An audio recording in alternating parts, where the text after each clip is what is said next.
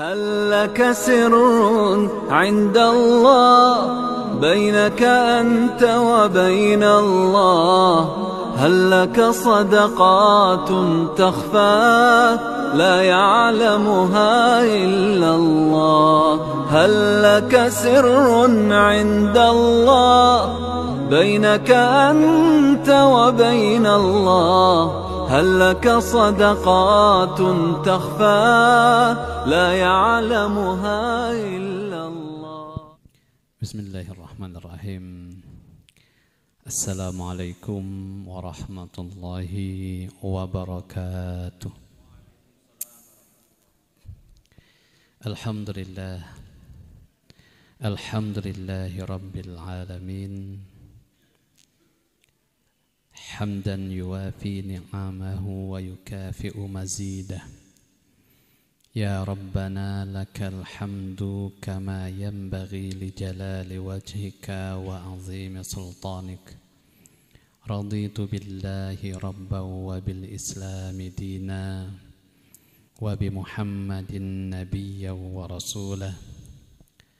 رب اشرح لي صدري ويسر لي أمري واحلل عقدة من لساني يفقه قولي. أما بعد. Hadirin Bapak Ibu jamaah Ahad pagi yang dimuliakan Allah Subhanahu wa taala. Kita sama-sama bersyukur kepada Allah, bersyukur bahwa kita mempunyai Rabb, mempunyai Tuhan yang Maha Pengampun. Lisan kita ini sering kita gunakan untuk bertasbih. Namun lisan ini pula sering kita gunakan untuk menggunjing orang. Lisan kita sering kita gunakan untuk bersolawat, tetapi lisan ini pula yang tak jarang kita gunakan untuk tidak hanya mencaci tetapi menjelek-jelekkan orang lain. Namun demikian, Allah tetap membuka pintu rahmat, pintu taubat dan pintu ampunannya. Maka sangat durhaka seorang hamba jika tidak bersyukur atas nikmat yang terbesar ini. Kemudian salawat teriring salam kita haturkan kepada baginda Muhammadin sallallahu alaihi wasallam, di mana beliau telah menjelaskan setiap sisi kehidupan kita. Beliau juga menjelaskan bagaimana cara pola hidup sehat, menjelaskan bagaimana bahwa setiap ciptaan Allah ini pasti ada manfaatnya.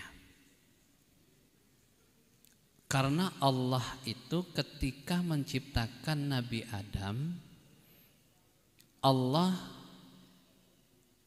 perintahkan untuk menjadi khalifah, menjadi pemimpin, menjadi penguasa di atas muka bumi ini. Maka pemimpin dan penguasa harus dilayani. Paling tidak kebutuhannya harus disiapkan. Nah, di antara kebutuhan itu Allah ciptakan tumbuh-tumbuhan, Allah ciptakan makhluk hidup yang lain, bahkan hewan dan binatang. Nah, hal yang menarik Bapak Ibu, ketika Allah menciptakan hewan, ini ada yang memang Allah ciptakan untuk sebagai isyarat supaya kita ingat bahwa Allah sedang membagi-bagikan rezekinya. Supaya kita ingat bahwa ada saatnya setan itu turun.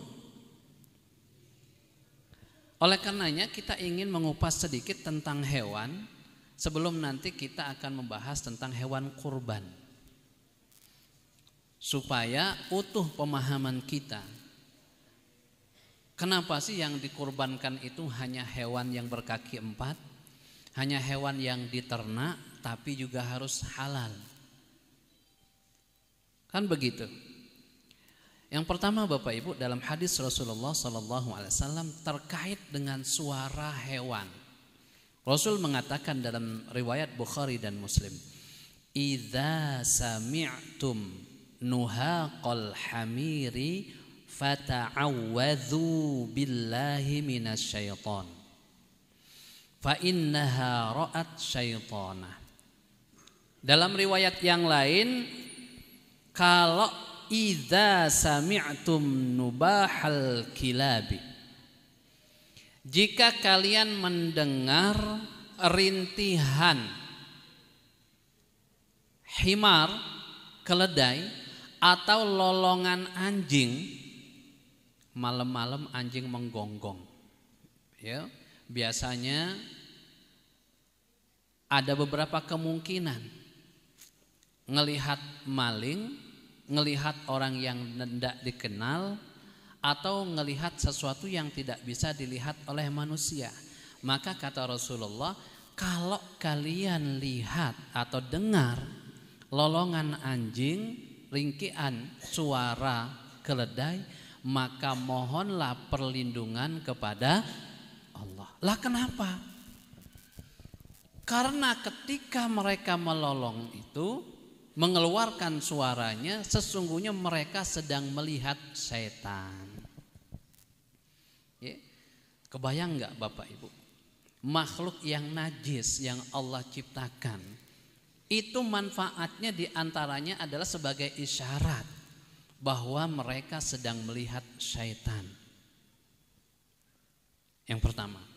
Yang kedua, kata Rasulullah, wa idza sami'tum siyahad diyakah fas'alullaha min fadlihi fa innaha ra'at malakan. Kalau kalian dengar kokok ayam jantan, maka mintalah karunia kepada Allah. Apa saja minta. Kenapa? Karena ketika ia berkokok, sesungguhnya ayam jantan itu sedang melihat malaikat turun dari langit. Untuk apa? Membagi-bagikan rezeki. Tapi Bapak Ibu, hari ini hewan ini hampir hilang dari kehidupan kita. Di kampung-kampung, di rumah-rumah udah hampir tidak ada lagi yang pelihara ayam. Padahal Bapak Ibu, isyarat untuk kita, oh ini waktu yang tepat kita minta, karena pada waktu itulah Allah membagi-bagi rezeki melalui malaikat yang diturunkan. Maka Bapak Ibu, kalau rumahnya ada luas, ada teras, halaman cukup luas, belilah kandang yang kecil, ya, peliharalah ayam, supaya kita tahu setiap subuh itu mereka berkokok. Tapi hari ini kita merindukan itu, sudah hampir nggak ada lagi. Padahal dahsyat luar biasa kata Rasulullah, ketika mereka berkokok, mereka itu sebenarnya melihat malaikat, dan malaikat itu sedang membagi-bagikan rezeki. Maka kalau rumah kita ada ayam, bisa jadi rumah kita yang terus didatangi oleh malaikat. Untuk kenapa? Karena kita bangun, kita sholat, kita munajat, minta kepada Allah Subhanahu wa ta'ala. Itu dari sisi suara. Belum lagi suara kodok. Mungkin kita terganggu ya Bapak Ibu, suara kodok. Suara kodok itu tasbih. Akan ada hadisnya. Maka kita yang punya rumah dekat sawah, ya kadang-kadang nggak bisa tidur, suaranya kencang, itu tasbih mereka. Ada hadisnya ini nanti. Ya. Nah, hewan yang boleh dibunuh di dalam Islam, karena nanti ada hewan yang tak boleh dibunuh. Kata Rasulullah, khamsun fawasiqun yuqtalna fil harami, ada 5 hewan yang dimaksudkan atau dibolehkan untuk dibunuh, dan hewan ini termasuk hewan yang membahayakan. Hewan yang membahayakan. Bahkan ketika kita sedang ihram, baik untuk haji atau umrah, kalau ketemu 5 hewan ini boleh dibunuh. Yang pertama al-fa'ratu. Yang pertama adalah tikus. Tikus Bapak Ibu boleh dibunuh karena tikus ini jorok. Makanya haram mengkonsumsi tikus, dan pernah terjadi di zamannya Rasulullah Sallallahu Alaihi Wasallam, ada tikus yang sengaja menjatuhkan. Kalau dulu kan nggak pakai listrik, pakai lampu, ya, sengaja dia menjatuhkan agar supaya rumah itu terbakar. Jatuhlah itu lampu, kemudian membakar rumah. Lalu kemudian kata Rasulullah Sallallahu Alaihi Wasallam, kalau kalian tidur di malam hari maka matikan lampu. Itu sebabnya hadis ini. Jadi bukan kenapa ya kok tidur harus gelap-gelapan? Enggak, karena nih tikus nih memang bahaya.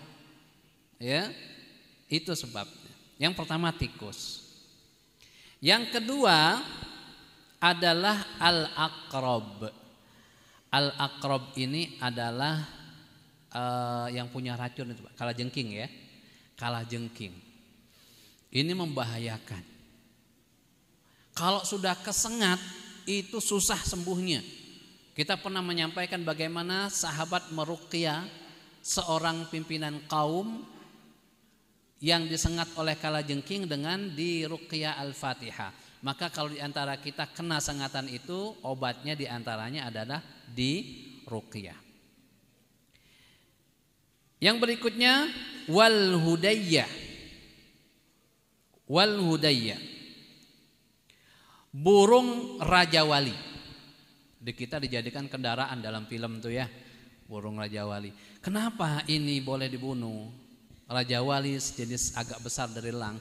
Karena ini dulu itu sering makanin anak ayam. Akhirnya habis. Yang jantan dimakan, yang betina dimakan. Padahal ayam jantan itu sebagai isyarat untuk kita mengetahui kapan malaikat itu turun. Makanya ini boleh dibunuh.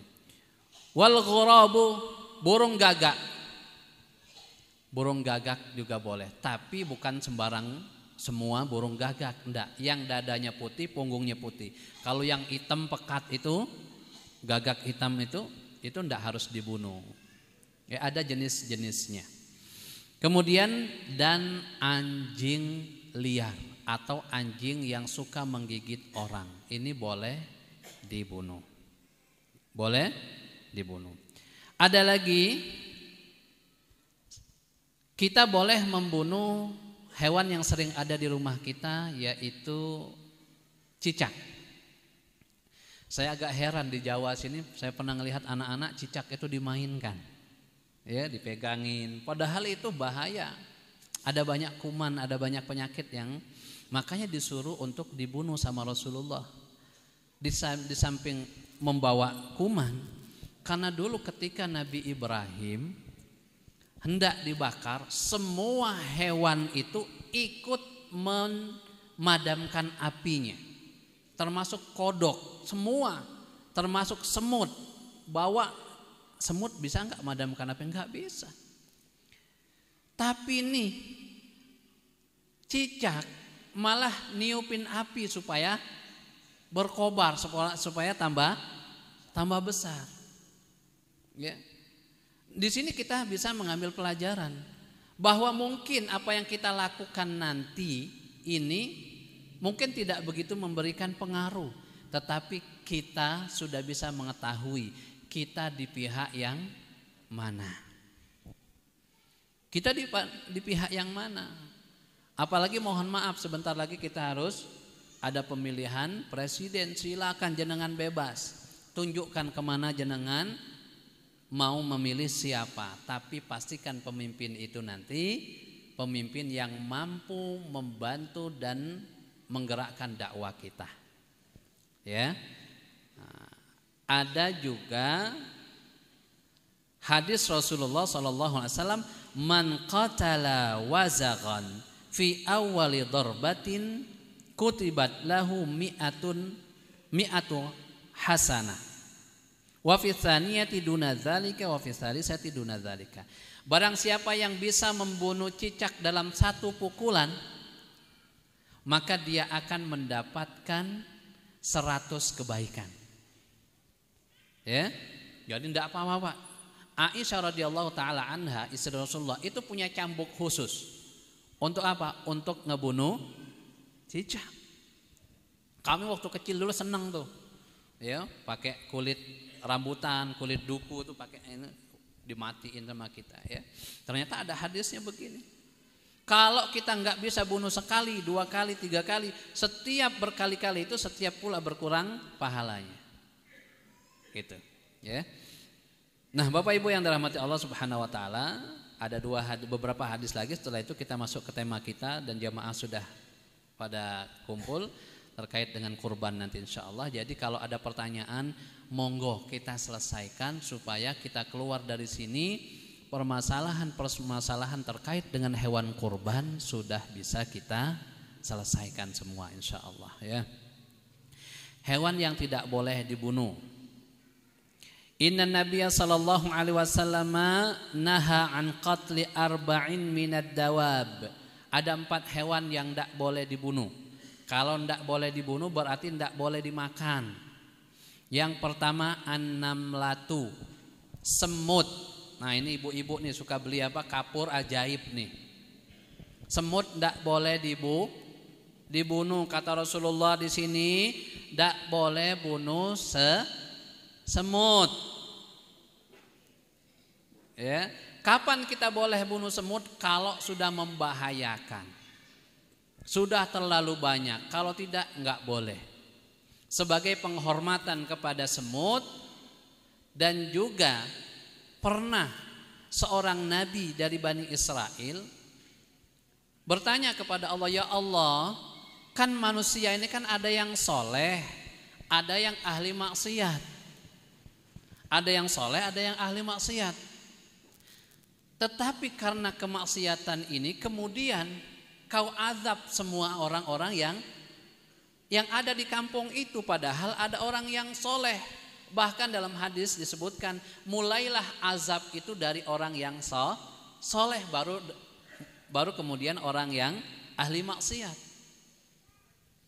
Harusnya ya Allah, engkau itu azab orang-orang yang ahli maksiat saja, biarkan orang yang soleh. Apa yang terjadi? Nabi ini tiba-tiba datang di sebuah lembah, tiduran di bawah pohon, sedang tidur, dia digigit oleh seekor semut. Digigit entah semut apa. Saya kemarin juga sampai sekarang masih sakit rasanya, semut yang besar hitam itu gigit saya. Karena digigit semut, akhirnya dia pulang, kemudian datang lagi, dibakar semua semut yang ada di lembah situ. Disitulah Allah berfirman, Allah wahyukan kepada nabinya, wahai nabiku, kan yang gigit kamu kan cuma 1. Lah kenapa semua semut kamu bakar? Baru sadar dia, oh iya ya, iya. Kenapa tidak boleh?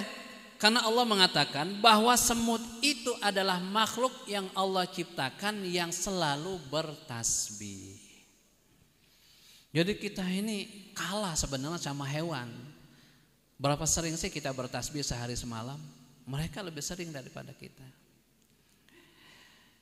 Yang kedua, nahlatu, lebah. Lebah tidak boleh dibunuh, Pak, karena dia bawa madu.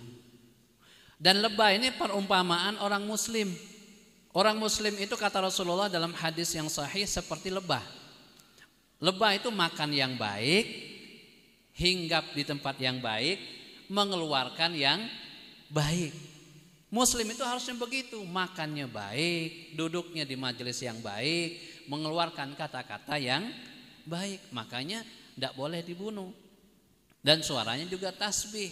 Kita persingkat, Kemudian juga ada burung hudhud. Burung hudhud. Sudah selesai kisahnya. Kemudian burung pipit yang kecil. Burung pipit ya, sejenis apa kalau keret apa? Yang kecil. Seret. Burung apa? Seriti ya. Itu burung yang biasa puasa loh.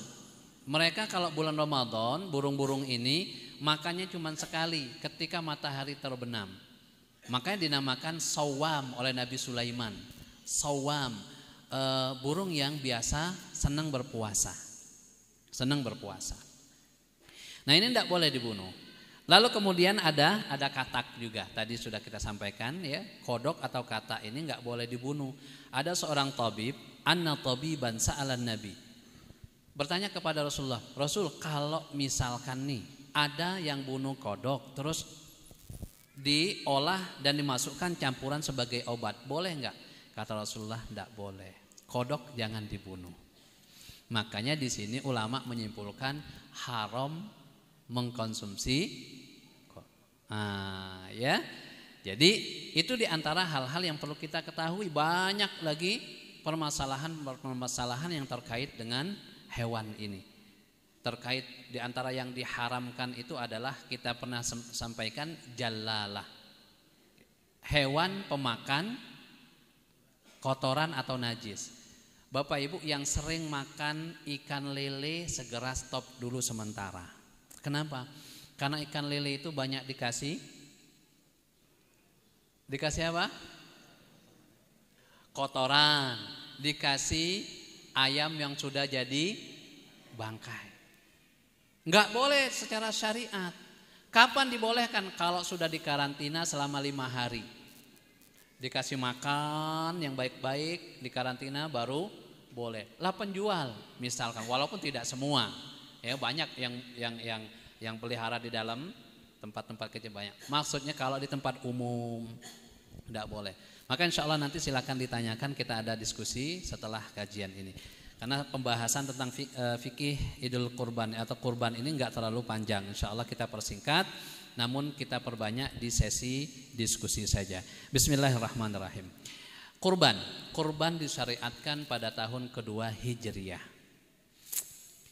Dengan dalil fasholli li rabbika wanhar. Salatlah untuk Tuhanmu, lalu kemudian sembelih. Habis sholat langsung nyembelih.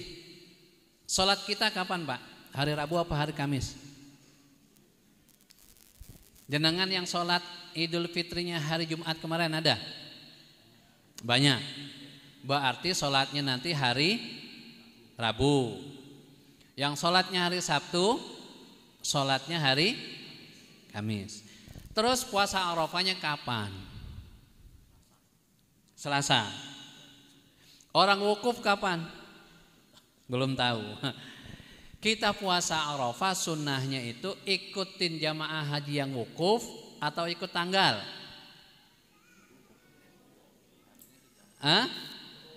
Coba saya ulang lagi. Tanggal 9 Zulhijjah nanti hari Rabu. Hari Rabu. Menurut kalender Saudi. Kalender Indonesia hari apa? Salah. Hari Selasa untuk kalender Saudi. Kalender Indonesia hari Rabu.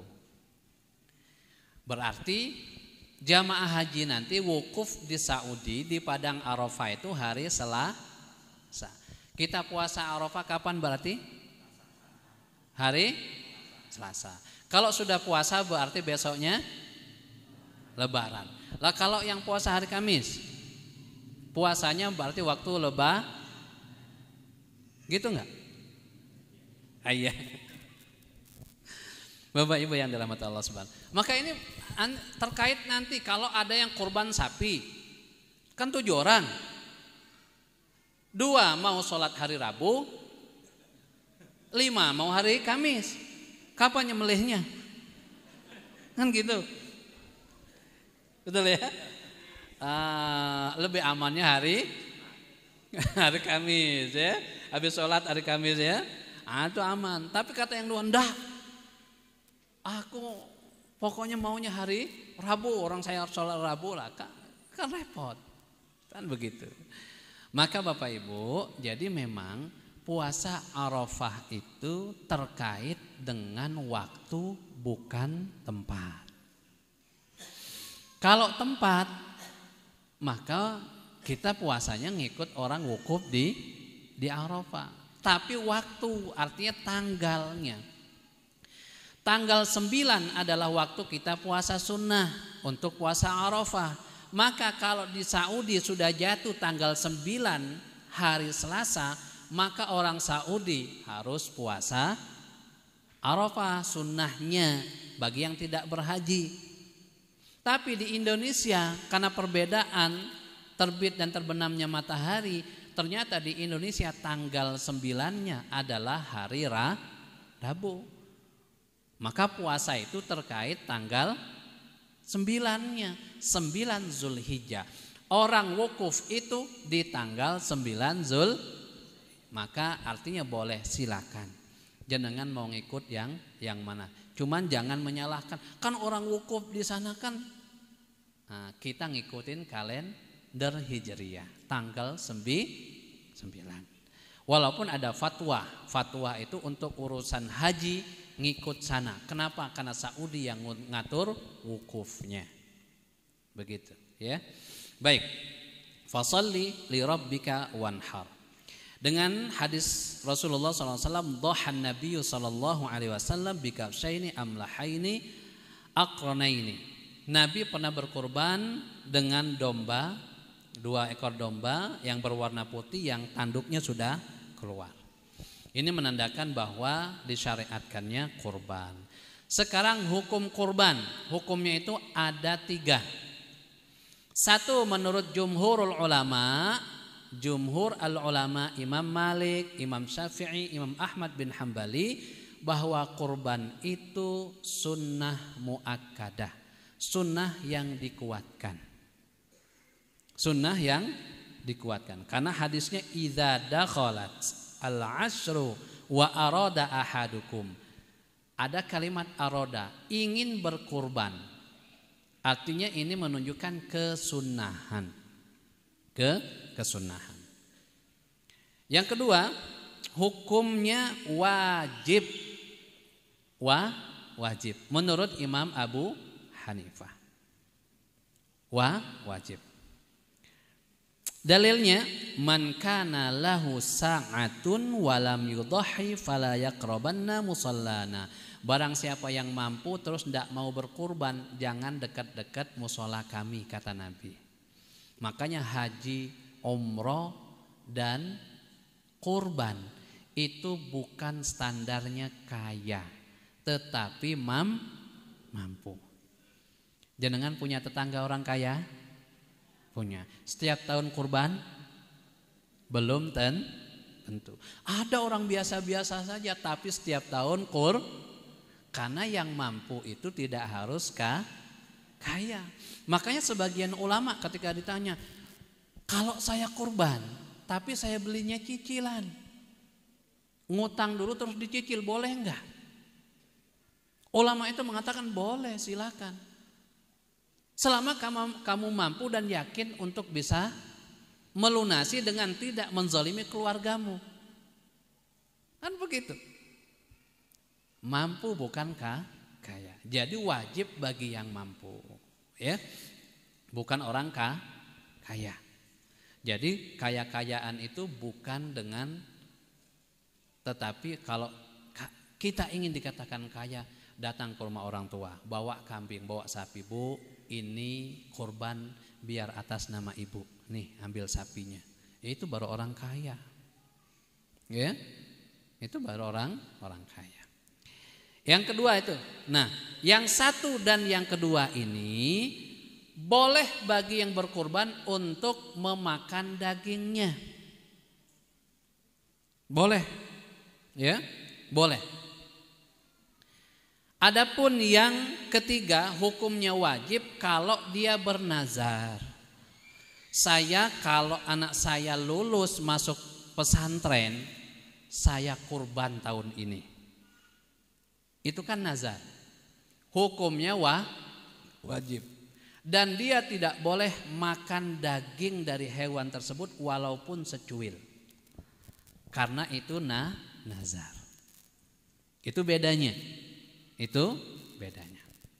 Kita lanjut karena nanti kita ada sesi tanya jawab. Ya. Atas siapa disyariatkan kurban ini? Apakah setiap individu atau cukup satu keluarga satu kambing? Maka syariat kurban ini satu keluarga cukup satu kambing, satu sapi. Ini cukup.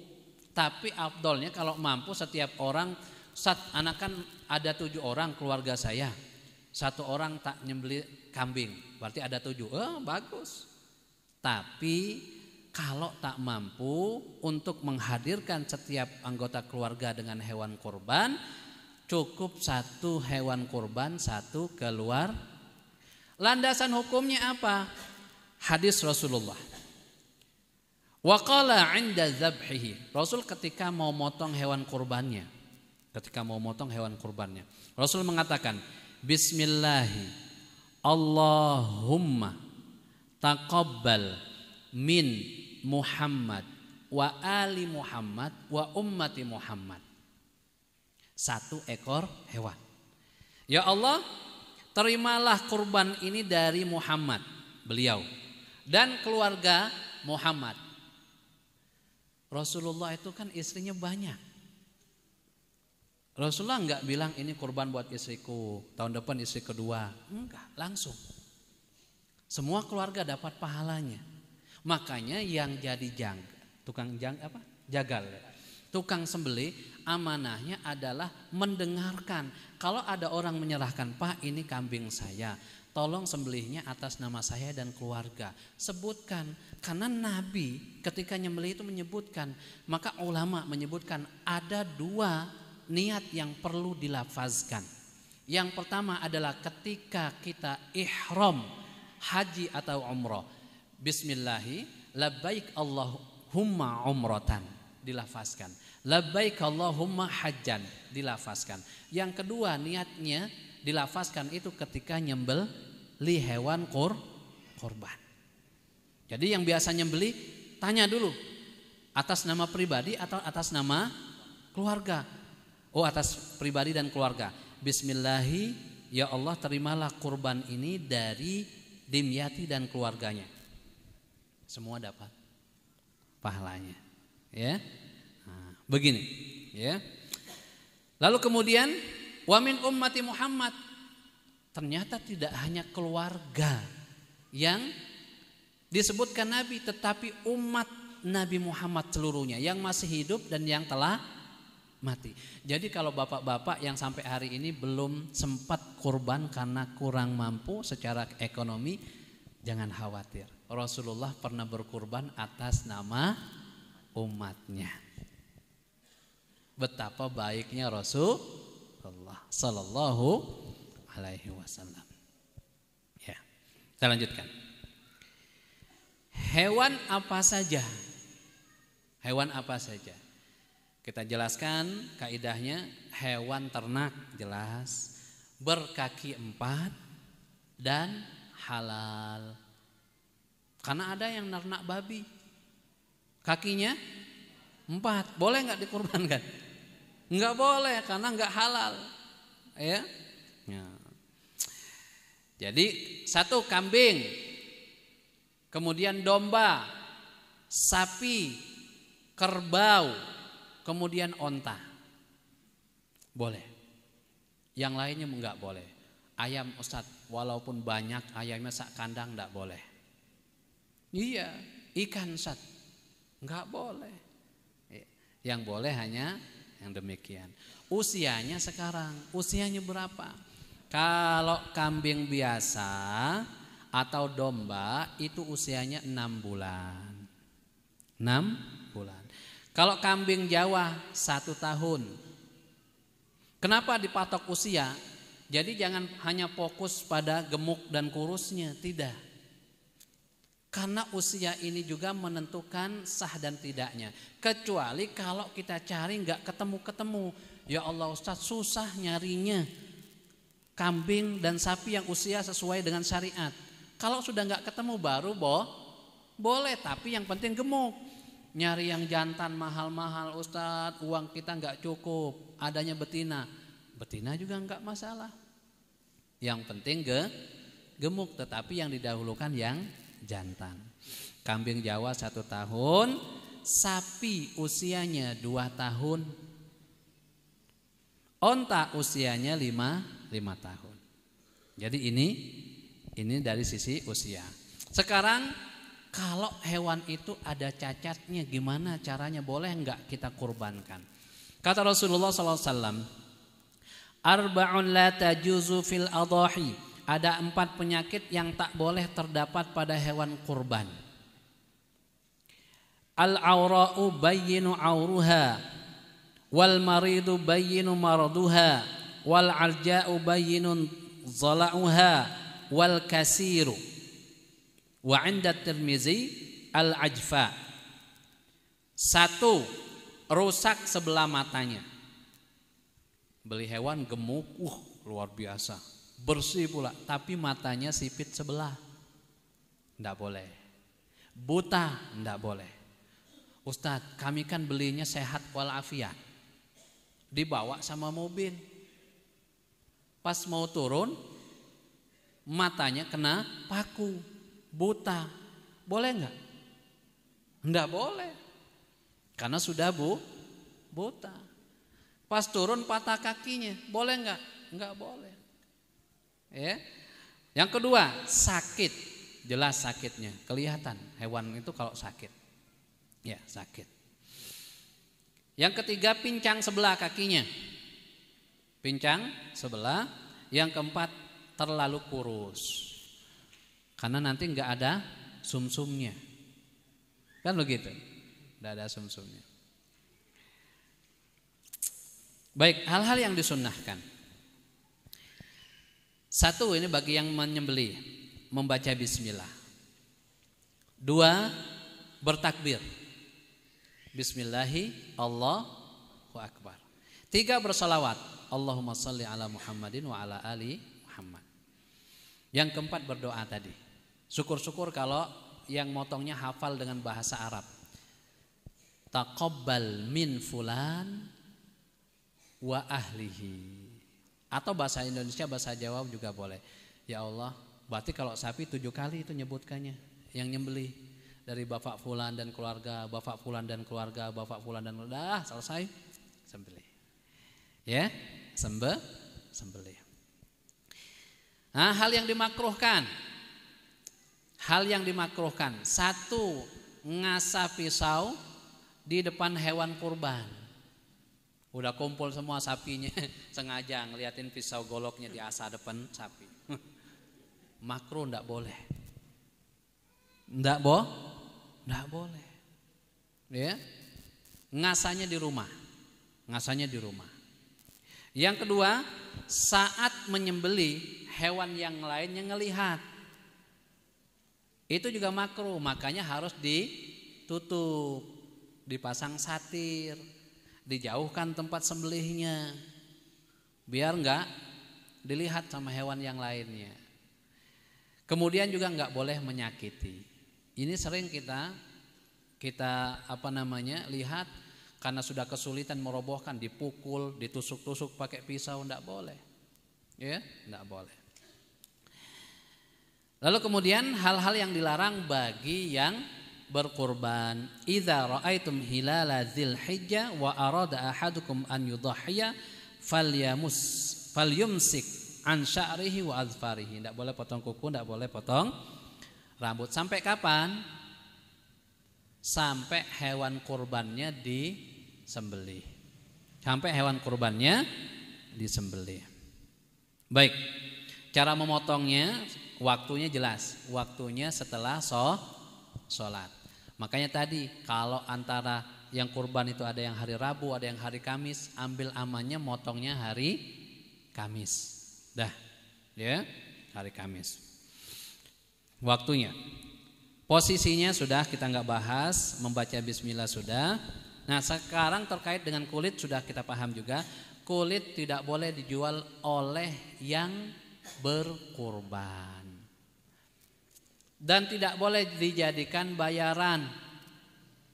Kalau yang nyembelih itu minta bayaran, kasih bayaran 50.000, 100.000 bayar. Tidak boleh dibayar dengan kulit. Kenapa? Karena akan menjadi sia-sia kurbannya. Man ba'a jilda udhiyatin fala udhiyatalah. Siapa yang menjual kulit kurban, maka tidak sah kurbannya. Tidak sah kurbannya. Jenengan sudah kasih duit ke panitia. Ya, sudah kasih duit ke panitia. Terus habis itu jenengan bilang, "Pak panitia, kulitnya buat panitia." Semua yang korban sama, kulitnya buat panitia. Sama panitia kulitnya itu dijual, enggak dibagi-bagikan, ada sapi, ada kambing, dijual. Boleh enggak? Boleh. Karena sudah diberikan, bukan sebagai upah. Panitia berhak. Dijual lagi, ternyata dibelikan seekor kambing lagi, dapat kambing. Boleh nggak dimakan kambingnya? Ya boleh. Sama kayak kita dikasih apa? Dikasih dagingnya. Masjid sini dapat, masjid sini dapat, sini terkumpul lah itu daging 10 kilo. Banyaknya, kulkas nggak punya kita kan. Boleh nggak kita jual? Boleh, dijual, ya. Nah, kalau ada yang jual daging kurban jangan dicemooh. Enggak boleh, biarin, halal kok. Halal ya. Nah, gitu ya. Kita persingkat terakhir, pembagian daging kurban. Kan kita sudah nitip ke panitia. Kalau sudah nitip jangan ngerepoti panitia. Sapi nih, saya nggak tahu di sini. Biasanya kalau sapi itu kan 7 orang. Setelah disembelih kan masing-masing dapat jatah dulu ya. Gitu Bapak Ibu. Dapat jatah, iya kan? 7 orang tadi dapat jatah dulu kan? Di luar jatah di kampung, artinya plastik dari kampung sendiri nanti. Nah, kalau sudah dapat, terus dari kampung juga dapat, kan yang lain dapat 1, dia sudah dapat 2 tuh. Jangan lagi pesan ke panitia. Pak panitia, saya kan punya adik di situ, kakak di situ, ipar di situ. Boleh nggak saya dianterin 5 plastik ke sana? 5 plastik. Itu 1 orang. Kalau 7 orang berapa? 35. Belum tambah yang 2 tadi. Ya kan? 1 plastik 2 kilo. Habis sapi. Terus buat sedekah apa yang dikasihkan ke orang lain? Makanya di stop tempat kami akhirnya dibatasi. Yang punya sapi kurban itu dijatah cuma 2 kresek. Selain jatah dia dan jatah kampung, kalau dia minta, "Pak saya tolong yang ini dikasih." Nyebutnya 5 orang. Tidak, Anda hanya punya 2 kresek jatahnya plastik. Udah. Kalau enggak Pak, habis 7 orang. Coba 7 kali 7 berapa? Udah. Kali 2 lagi. Kalau mau begitu potong sendiri, kulitin sendiri. Sehari semalam enggak selesai jenengan ngulitinnya. Oh iya. Nah, gimana dengan dagingnya itu? Walaupun tidak ada pembagian yang baku, paling tidak sepertiga. Sepertiga untuk dimakan, sepertiga untuk disedekahkan, sepertiga untuk dihadiahkan. Apa beda hadiah dengan sedekah? Yang sedekah untuk fakir miskin, kasih itu orang-orang miskin. Kalau hadiah, kita punya tetangga orang kaya, teman orang kaya, boleh nggak dikasih? Boleh atas nama hadiah. Tetangga depan orang non muslim, boleh nggak dikasih? Boleh, kasih saja atas nama hadiah, enggak apa-apa. Gitu caranya. Ya, begitu cara pembagian. Jadi kira-kira seperti itu fikih kurban sebagai pengantar. Insyaallah jika ada pertanyaan kita diskusikan. Yang pertama sebelum bertanya, ya, untuk panitia, karena biasanya di kampung-kampung itu sekampung datang semua ngebantuin, ya begitu ya. Nah, pagi-pagi kan nyembelih dulu. Nyembelih panitia kan perlu sarapan. Saya nggak tahu di sini sarapan panitia itu diberikan nasi bungkus apa dimasakkan dari kambing. Masak kambing. Kambing yang dipotong. Ah iya ya. Tapi harus izin dulu kan sama yang punya. Nah ya, kalau nggak izin nggak boleh. Izin dulu. Kalau sudah disembelih, itu hewan pastikan dulu sudah mati. Kalau dia masih bergerak-gerak begini, terus panitia buru-buru, takut kesiangan, langsung dikuliti, itu hewan matinya karena disembelih atau dikuliti? Jadinya bang, hukumnya maka harus ada panitia khusus nengokin. Kalau belum, nanti Pak, jangan dikuliti dulu, belum mati. Kalau enggak kita makan bangkai semua Pak, haram, doa kita enggak terkabul. Oh iya, ada orang nyembelih di pinggir sungai, sapi Pak, pernah lihat di YouTube gitu. Habis disembelih, mungkin sembelihnya enggak pas, ngamuk, jatuh ke sungai Pak. Enggak ada yang bisa ngambil sapinya. Sapinya mati. Mati karena sembelih atau karena tenggelam jadi bangkai, enggak jadi kurban. Tanggung jawab siapa? Nah, maka panitia hati-hati. Hati-hati. Ada lagi sak kampung nih patungan buat kurban beli sapi. Atau sekolahan, satu sekolahan ditarik setiap murid 50.000. Karena muridnya banyak dapat 1 ekor sapi. Boleh nggak kurban model begitu? Hah? Kan sapi cuma diangkat 7 orang ya. Itu banyak 500 murid. Maka hukumnya boleh. Tetapi yang disebutkan hanya 7 nama. Berarti yang 7 nama ini yang kurban, yang lainnya ngebantu, sedekah saja. Siapa atau nama siapa? Kepala sekolah, wakil kepala. Tiap tahun itu aja yang kurban. Ya kan? Digilir ya, digilir nama-nama, ikutkan nama-nama muridnya, boleh. Atau nih kita punya apa namanya masjid, tiba-tiba ada non muslim datang bawa kambing, mau ikut kurban. Non muslim mau ikut kurban, diterima enggak? Terima saja sapinya, kambing yang ambil. Tapi pas motong bukan atas nama dia, terserah panitia. Oh iya, kok boleh, ya, atas nama takmir semua misalnya. Berarti yang kurban tak boleh, sah boleh, ya. Gitu. Baik, ya, ini mukadimah. Silakan kita tunggu. Mungkin yang mau langsung bertanya boleh, yang lewat WA juga boleh. Monggo. Yeah. Langsung saja karena mengingat waktu sudah hampir jam 7. Ada 3 pertanyaan yang sudah masuk di 085643972312. Ingkang sepisan Tat, Assalamualaikum Tat, bagaimana hukumnya orang ikut rombongan berkurban tapi dari 7 itu salah satunya tidak sholat? Ini hukumnya bagaimana? Yang kedua, wah ini kata pertanyaannya. Oh iya, tak jawab dulu. Iya. Baik, kurban sapi 7 orang, tapi satunya tidak sholat. Kemarin lebih ekstrim lagi, saya ditanya di Karanganyar. Saat kami kurban, sapi 7 orang, tapi satunya non muslim. Kalau ini kan muslim, cuman nggak sholat. Yang kemarin non muslim, sah nggak? Ya saya jawab. Jadi begini.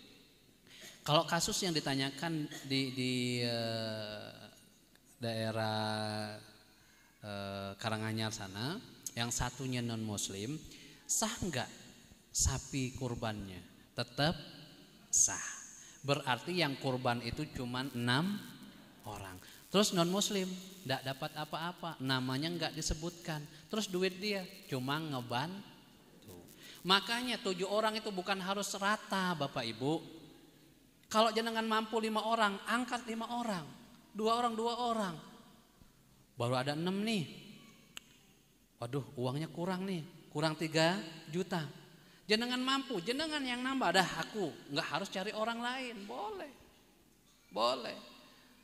Nah, kasus yang ini juga sama, satu ndak sholat, orang kafir non muslim aja diterima, apalagi tidak sholat. Cuman yang kita sayangkan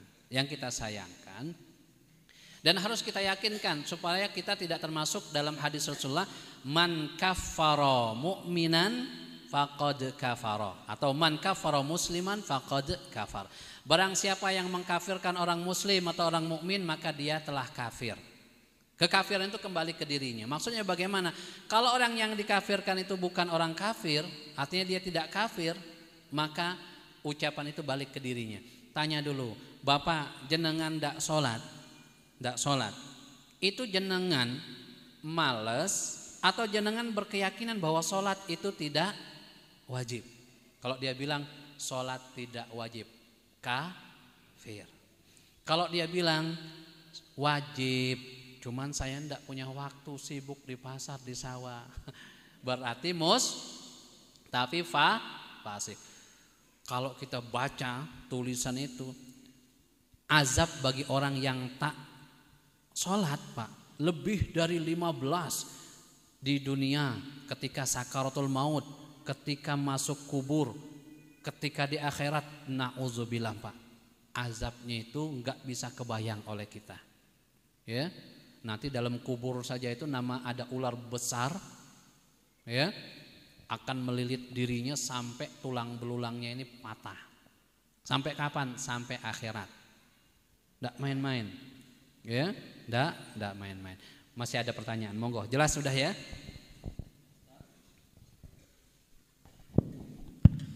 Ustadz, apakah boleh kita memasak daging kurban dan dimakan bersama-sama untuk orang-orang yang bekerja waktu kurban? Baik, ya. Hukumnya boleh, dengan catatan harus minta izin. Kan ada kambing. Nah, ini yang perlu kami jelaskan dulu, Pak. Mohon maaf, mohon izin. Kan kita ini kadang-kadang karena mungkin sudah doktrinan dan informasi, selalu kita mengkambing hitamkan kambing, ya, kolesterol. Kata Rasulullah Sallallahu Alaihi Wasallam, di dalam kambing itu ada berkah. Kebayang nggak Nabi yang ngomong, ucapan beliau itu adalah wahyu, semuanya dari Allah. Kambing yang ada berkah itu ngandung penyakit. Bahkan dulu para sahabat, gajinya yang putih-putih itu dipotong kotak dadu, dijemur, dikeringkan di bawah matahari, dibawa kalau mereka pergi. Untuk apa? Nanti kalau makan tinggal oles-oleskan. Enggak kolesterol. Daging kambing jauh lebih baik daripada daging sapi. Betul, Pak? Betul. Makanya Rasul paling suka makan daging kambing. Yang salah itu kita cara masaknya. Sehingga menghilangkan yang harusnya tidak boleh dihilangkan dari daging itu. Jadi jangan lagi bilang orang mau makan itu, awas loh banyak. Kecuali memang udah kelebihan, terlalu banyak. Segala sesuatu kalau di luar takaran pasti berbahaya. Nabi loh, Bu, bilang, bukan saya, kambing itu adalah di dalamnya terdapat berkah, ya. Jadi jangan lagi boleh izin dulu. Sembelih 3 ekor kambing langsung dimasak. Izin dulu sama yang punya. Bu, boleh enggak kambing yang kami masak? Boleh. Bu, boleh enggak kami masak kambing? Enggak boleh, potong sendiri bawa pulang sana. Iya, ya. Assalamualaikum Ustaz, izin bertanya. 1. Apakah diperbolehkan ketika dalam penyembelihan hewan kurban diambil untuk dimasak untuk dimakan bersama? Ini tadi sudah. Untuk makan siang, baik yang menyembelih panitia, semua yang membantu proses penyembelihan, dan semua orang yang berada di sekitar tempat penyembelihan tersebut. 2. Ada di suatu daerah dalam menyembelih kambing, kepala dan kaki-kaki menjadi jatah yang menyembelih. Apa itu boleh, Ustaz? Tidak dijatah, maksudnya?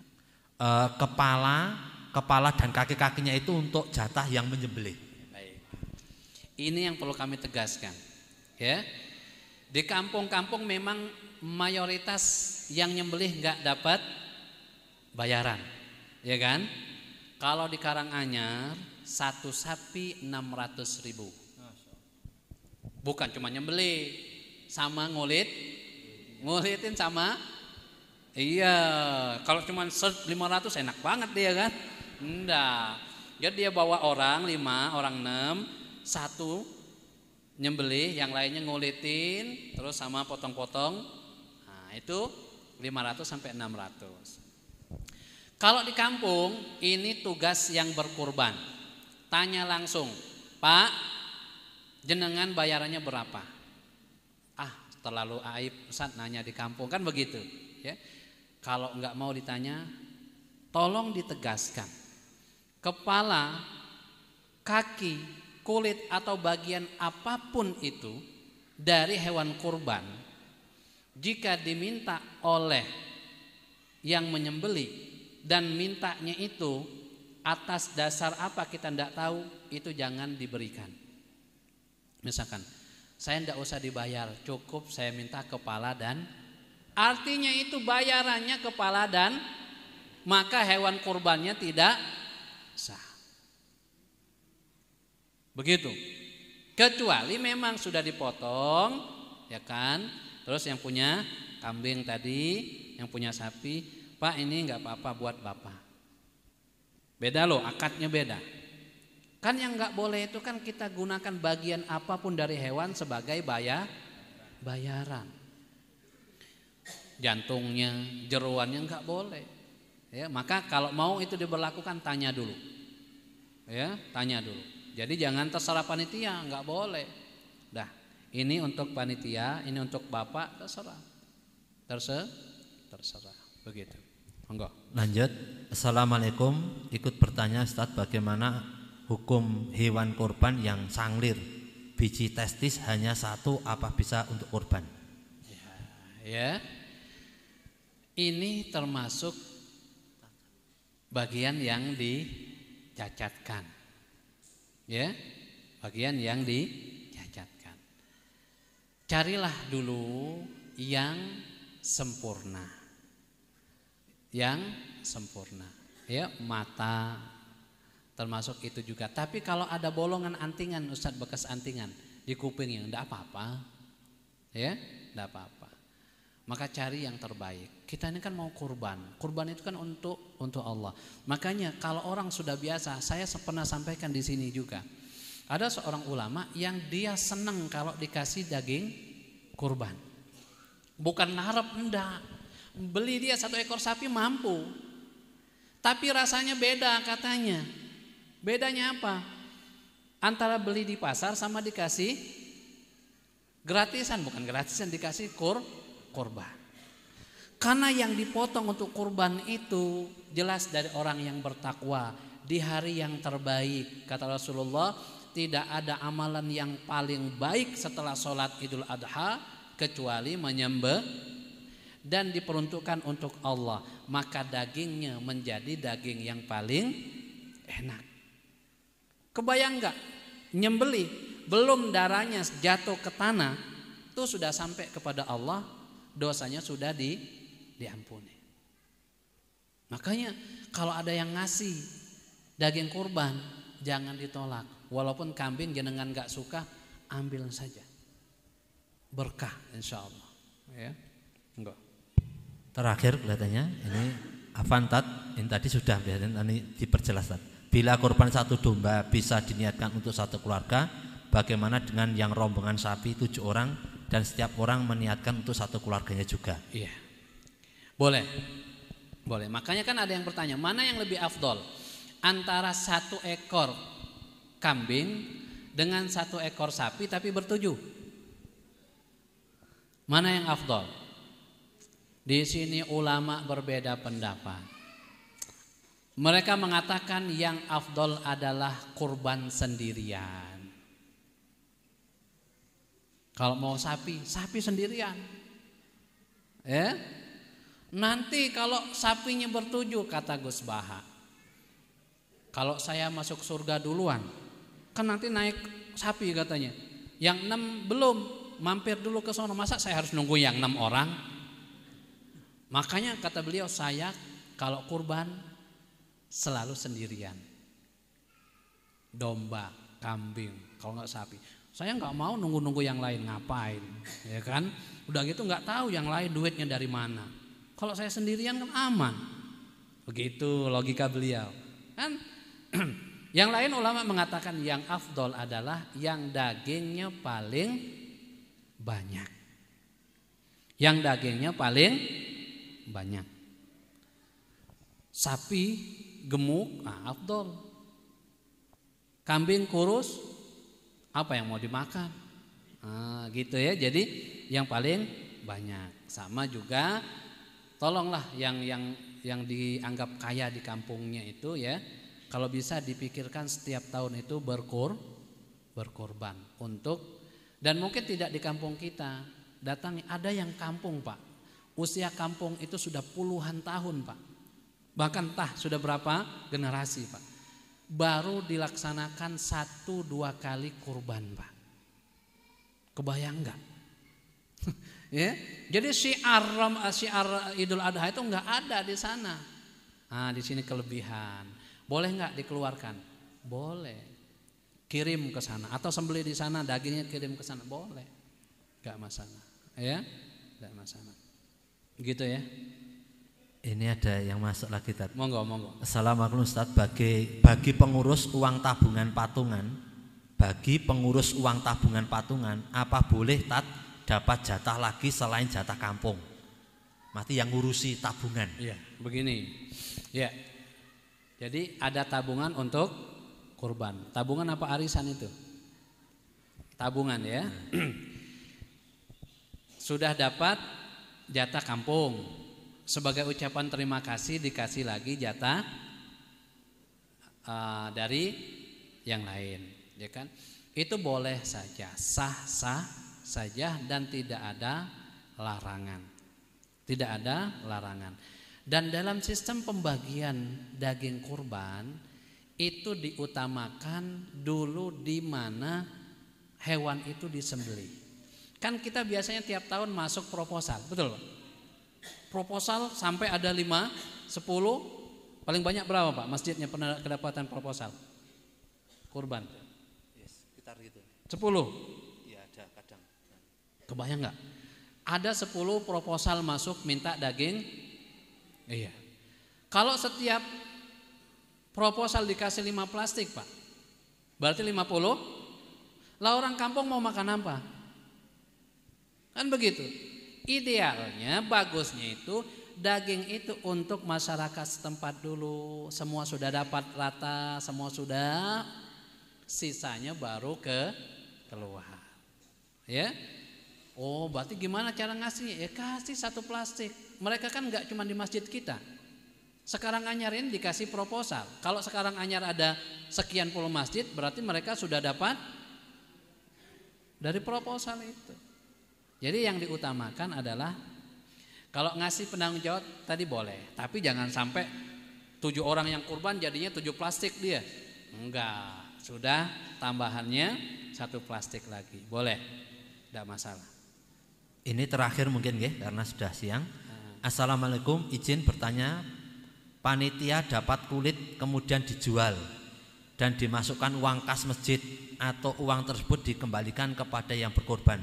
Bagaimana hukumnya Tad? Baik, ya. Tadi kan harus dibedakan. Itu kan sudah disembelih, sama yang punya bilang kasih ke ngasih loh, bukan bayaran. Atau dikasih ke panti asuhan. Karena nggak bisa ngolah kulit kan lumayan. Kalau 5 sapi tambah lagi kambing kan jutaan duitnya. Kan begitu. Kasih ke panti asuhan, sama panti asuhan dijual. Uangnya kemana? Terserah panti.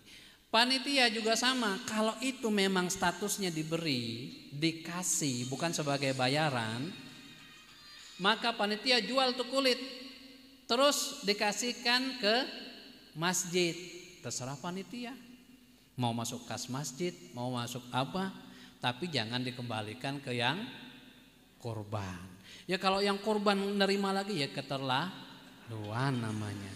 Iya, apalagi sampai nanya, laku berapa tadi? Oh, ngarep berarti namanya, ya kan? Itu enggak boleh, ya. Jangan dibalikin ke yang kurban. Mau dimasukin kas masjid boleh, dijadikan apa boleh, begitu. Nggih, makaten Bapak Ibu, wonten setunggal kalih malih nanging ketingalipun sami pitangletanipun kalih wonten ing ngajeng.